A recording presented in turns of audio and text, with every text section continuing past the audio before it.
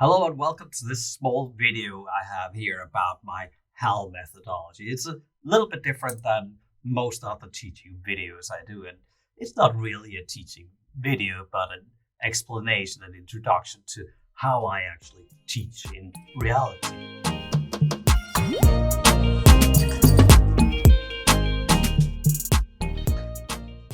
HAL methodology came about after approximately 10 years of experimentation with different teaching didactics methodologies, and came based on the realization that what I want to achieve is students who are as competent as absolutely possible. And in order to do that, I needed some trigger. I needed something to put my hat on in order to make sure that I matched their desire for learning or their experienced need for learning to what I'm actually doing. One of the realizations was that, hey, no matter how much I teach, how much I do cool stuff in the classroom, I'm not really hitting what it is when they're needing it. I might think this is the greatest idea, it's the coolest thing ever, and well, for the most part I do. But the students are not always agreeing. They are not necessarily following my logics of when to do what and when they need to learn what. Where the HAL methodology comes from. HAL stands for, and let's take them one at a time. Hybrid, adaptive, learning.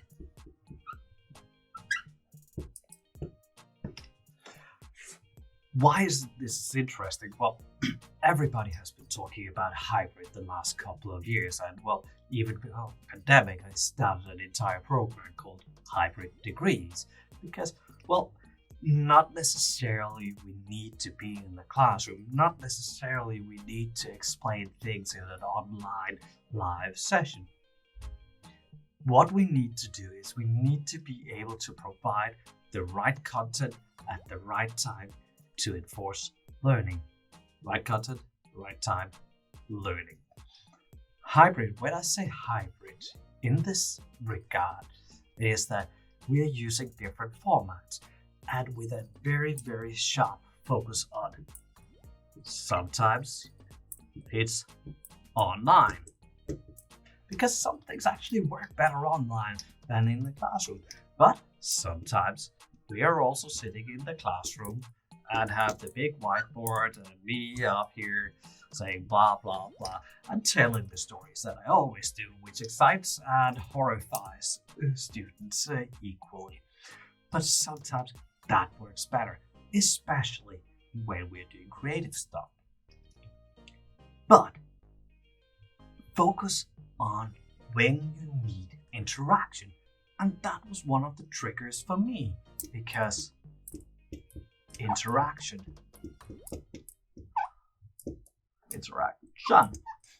or synchronicity is what's the focus here. When I'm with the students live, they need to get value out of this. And this value is not, I have to be frank, when I'm explaining theories and models. I think I'm really good at explaining them, but, well, it does not need to be live, and I'm not always the best to explain them. So what I've done is that I take the adaptive and I say, well, we have a hierarchy of materials. The easiest one is the video.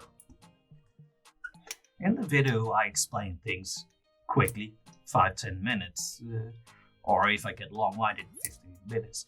But that's up here. That's where we're starting. This is where the students start as well.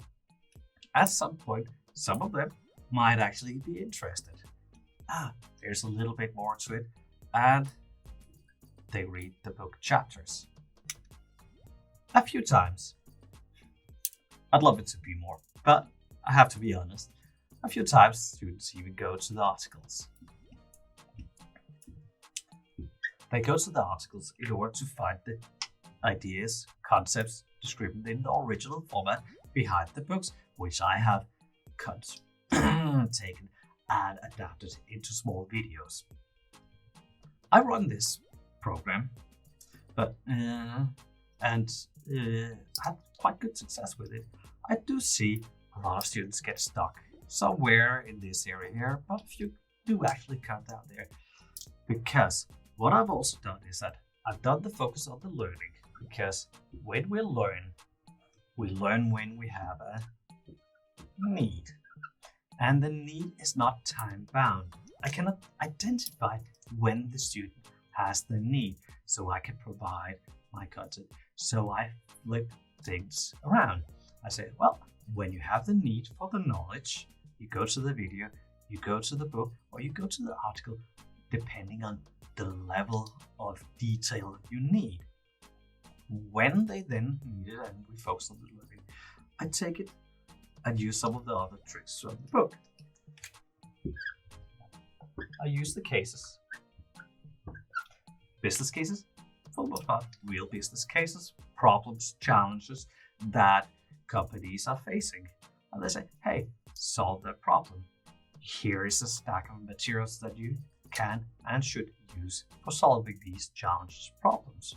So I have a link between the materials and the case, and the cases drive the need, and the need drives the learning.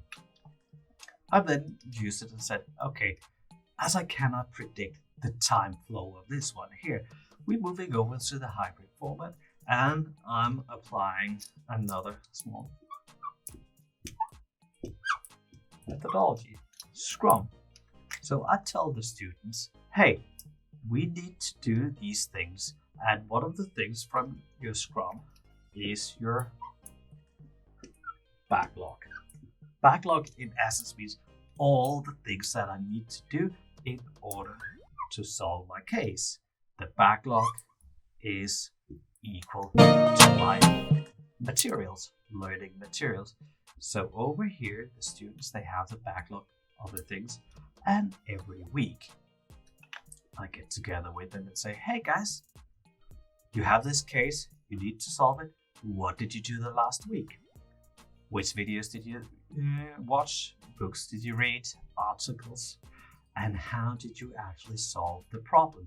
Because you had the need and you needed to go to the materials to figure out how to solve it. This meant that the backlog is the curriculum. Curriculum is driven by the cases. And I have this natural loop of necessity.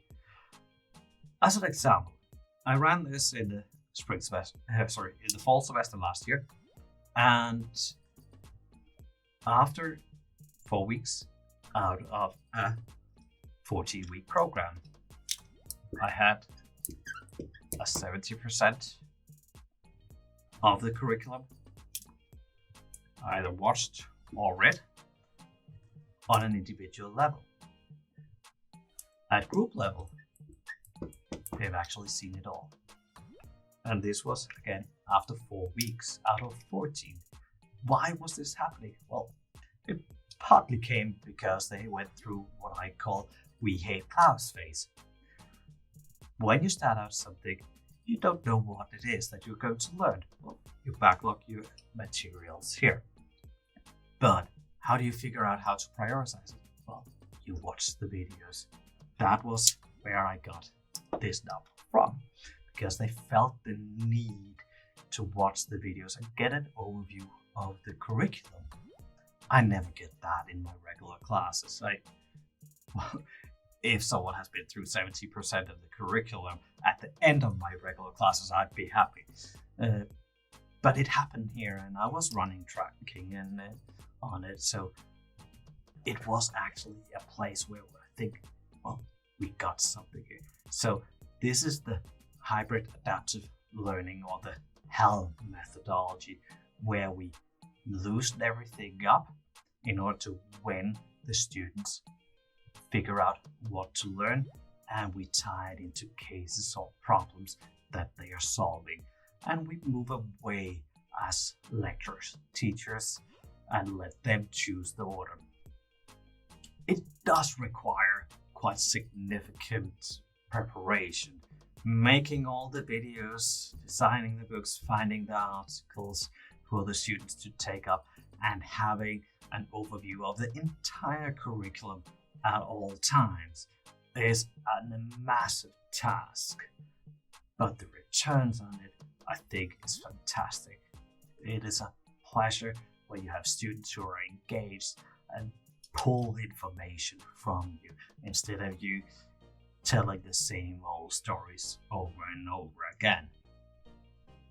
If you want to get more information about the HAL methodology, how I use it, the results, etc., reach out. LinkedIn, Twitter, etc., or, well, send it by pigeon if you can find out. It was great presenting this small HAL methodology here, and I'm looking forward to scaling it now to full education in the coming years. See you.